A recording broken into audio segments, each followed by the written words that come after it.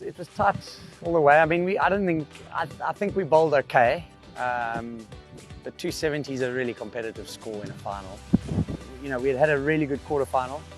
We had played average through the tournament, had a really good quarterfinal where we were under pressure. He's got that through, nailed it through the offside, and it's an emphatic win for India. Played an average semi-final, but won the game. And I kind of, in my head, I just thought, okay, if we're not playing that well and winning, can you imagine when we play well and win? Because this team's capable of doing that. And I thought the final, from a batting perspective, that for me was, okay, we can lose a few wickets here, but we've got too many good players. And that's exactly what happened. We just had too many good players. I mean, someone was going to come good.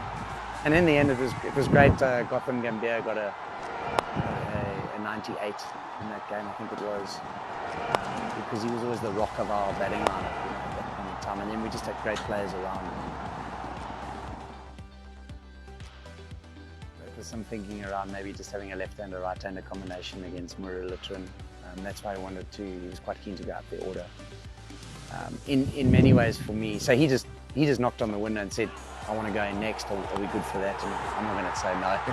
Because again, I always liked him to finish games. I'd always with 100 out, because I think he was the best in the world at that. So in a final, with still a lot of runs to get, you know, I did have a second thought, but I just thought I could see it in his eyes. He just wanted to go bat, you know, and we were used to shifting the order around. We'd done it for 2-3 years. So to shift the order then was not going to be a big issue for us. So it was the left-hander, right-hander. And then obviously to have a guy who loves those situations going in, I mean, you can't complain. Dhoni finishes off in style. India lift the World Cup after 28 years.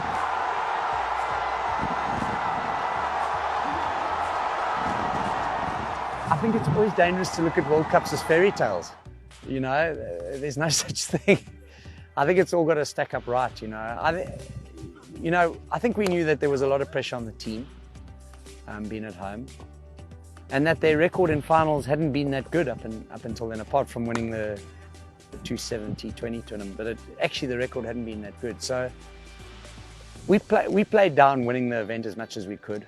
The external environment was all over it, you know, but certainly within our own environment, we played it down. We actually never spoke much about winning the event, although it was like Sachin, it was a big dream for Sachin and them, but we played it down. In fact, the night before the final, I didn't deliver my usual kind of team talk about how we were going to play the game and the learnings we took out of the last game.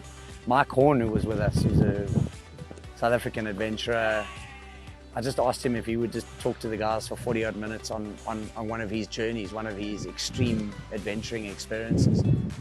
And it was just a real relax for the guys. They didn't have to think about cricket.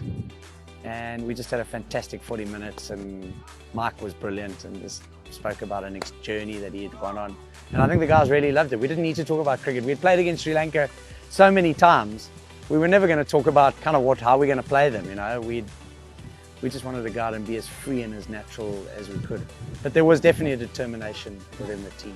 But we never created any hype around it. We just kept it very much like it had always been.